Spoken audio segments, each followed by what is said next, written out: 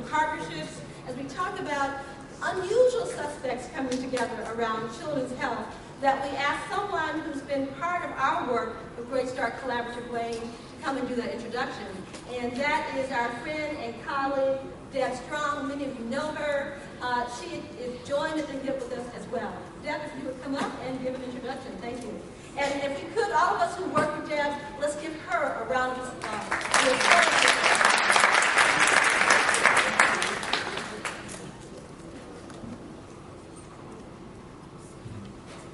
Good afternoon. I am so pleased to have been asked to introduce someone that has been not only a partner with us on this initiative or this journey that we're talking about today, but for a long time has been in the field fighting with his pen on this issue. And I have been asked to introduce Jack Kresnak, as Jametta said, the president and CEO of Michigan's Children, which is one of the premier advocacy organizations in the state. Not only have, if you've not heard about them, you might have heard about some of the products or the pieces that they are connected with. Along with Michigan League of Human Services, they produce Kids Count. I don't think there's an organization in this state who has not used data from Kids Count. That's a piece that we can be very proud of. I also know that those people who watch the budget and want to know what's happening with children's issues, the Budget Watch piece that comes out of Michigan's Children is another valuable document that's important. Policy papers that cover a range of issues that impact on children is another one. And then a fourth area that I think is really important that you may not know about the Michigan's Children is this issue about a voice for children, bringing kids together so that they can share their issues, their concerns themselves, giving them a voice in other ways, not adults speaking for them, but them speaking for themselves. But when I try to introduce Jack, my history with Jack and his work goes way beyond Michigan's Children. He was, for 38 years, you may also know him as a Free Press writer. And for 38 years, he was with the Free Press, 20 of which he dealt with children's issues. And during those 20 years, of all the different places I have been, I can think of no one person, who took their pen and their passion and used it on behalf of kids more effectively than Jack Kresnak. And one of the issues that I was engaged with or dealing with at the time happened to be child abuse and neglect. And when he put his laser vision on these issues in this state and made all of us come up short and pay attention to it, he happened to be the catalyst that brought about significant change in the state in policy and programs and services to that population of kids. And I am so thankful that he is on this journey with us. We have lots of champions here, but there's no better champion, I believe, than Jack Kresnak, who has been here in the trenches as well as now leading the helm of an organization to help keep us abreast of what's going on with kids and being that voice. Thank you.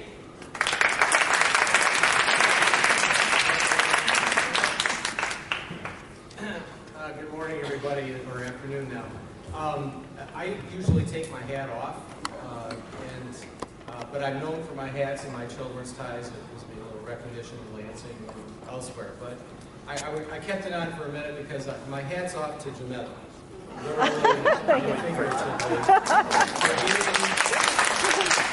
For getting the funding for the WCHAP program to get this pilot project going. It is so important for the children of our city and our county to make sure, especially in those early years of childhood, that they get adequate care.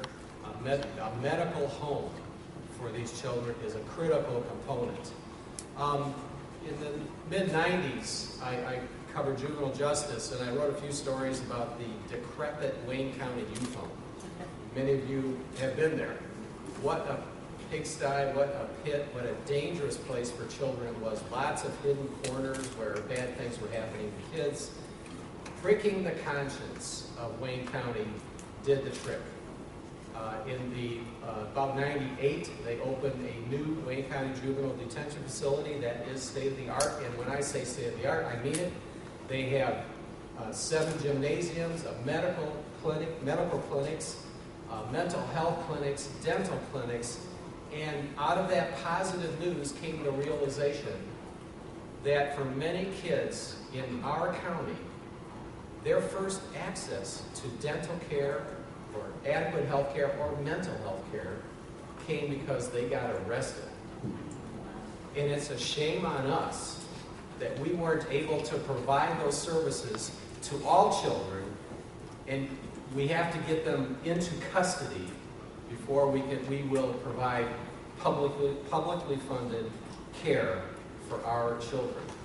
It was an outrage. It is a continuing outrage that so many children in our community don't have access to adequate medical care. And medical home is really the key to how we can really, encircle a child in the family with the proper services as far as physical care, mental health care, dental care, behavioral care, all those things that are so critical, social services that help children get to school, get to kindergarten, ready to learn. We look at the often abysmal test scores for third grade reading and fourth grade math and dropout rates. All of that is not helped when a child does not have access to health care. When a child is struggling with a chronic health issue, that child is not able to learn. And so when we don't fund the programs that provide that, we're setting up those children to fail. And then we wonder why. And we'll blame the teachers, and we'll blame the parents, and we'll blame everybody but ourselves for not making this happen. We worked hard on the reauthorization of the Children's Health Insurance Program on the federal level. President Bush had vetoed that legislation. I was in Washington frequently talking to our members of Congress in Michigan to get that reauthorized to expand medical insurance to millions of poor children across our country, and thousands of them here in Michigan. And we won that fight when President Obama signed that piece of legislation into law in February of 2009. I think it was his first piece of legislation, and we thank the President for doing that. And a lot of people, though, thought, okay, we got children's health insurance covered, we're done. They got insurance, either Medicaid or in Michigan, the My Child program. And even though there are still 150,000 kids in Michigan that do not have any form of health insurance, the kids that have Medicaid and My Child are still having poor health outcomes. And that was the realization that, this job is not done. And we're looking at Kent County, and we're looking at Wayne County as leading the way for really getting the services that all these children need, these vulnerable kids need, wrapped around them and working effectively. It's not enough to say you have Medicaid. But if you have Medicaid and you have no doctors willing to take your Medicaid card, what good is it? And it's no wonder our children are suffering. We're so grateful that Governor Snyder has been talking about thinking about systems in a P20 concept, which he describes as prenatal to age 20. Prenatal obviously being critical to the health of our children, to be born healthy. We have so many, Chris Elliott was telling me, so many young babies born premature in this county. They'll fit in your hand. And their care is expensive. It's not healthy for those babies. They start off life pretty much behind everyone else because their developmental needs are delayed.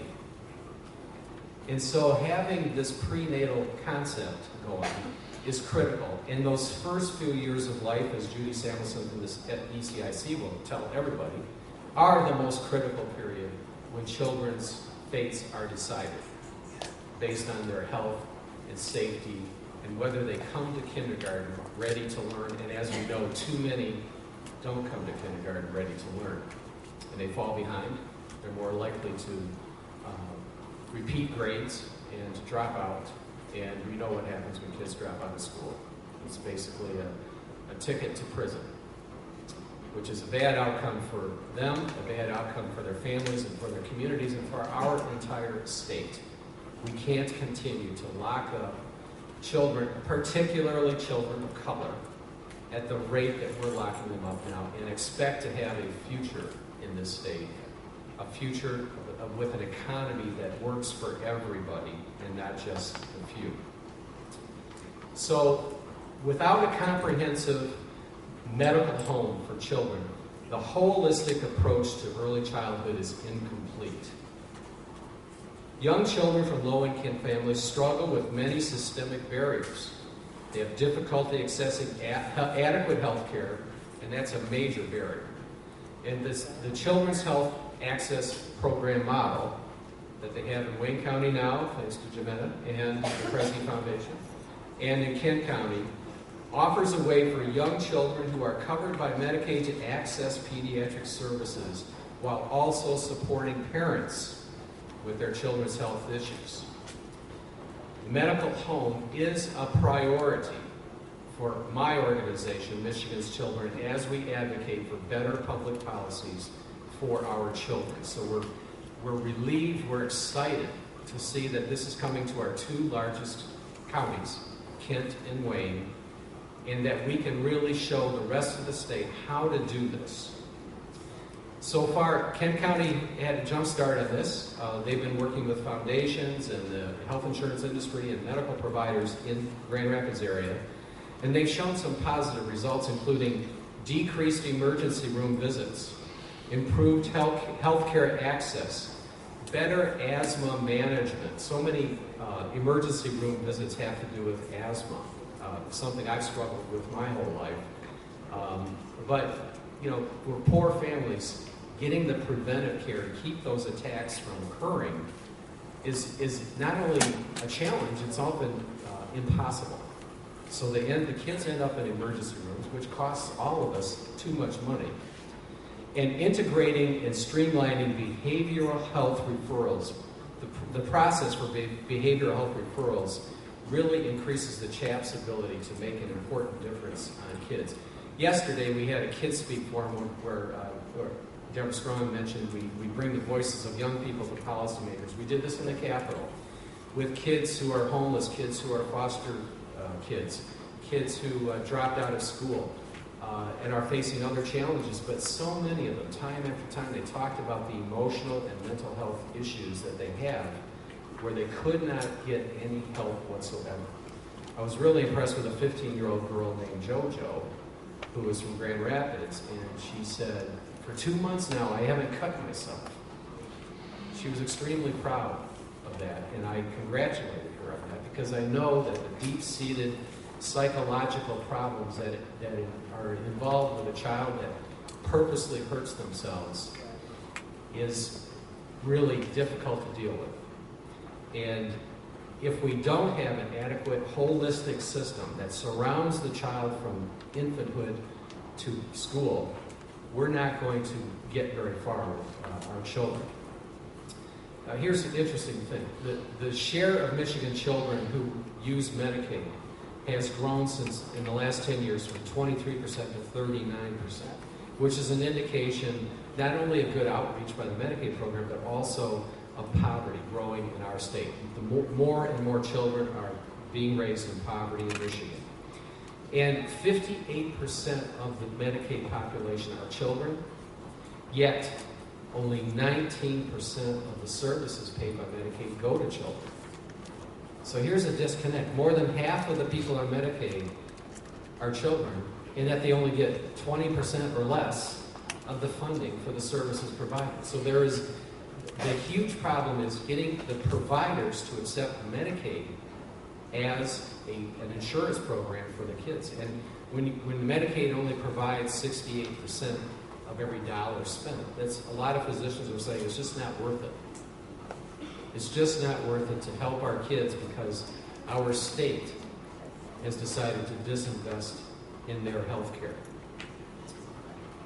So this Children's Health Access Program is critical to reduce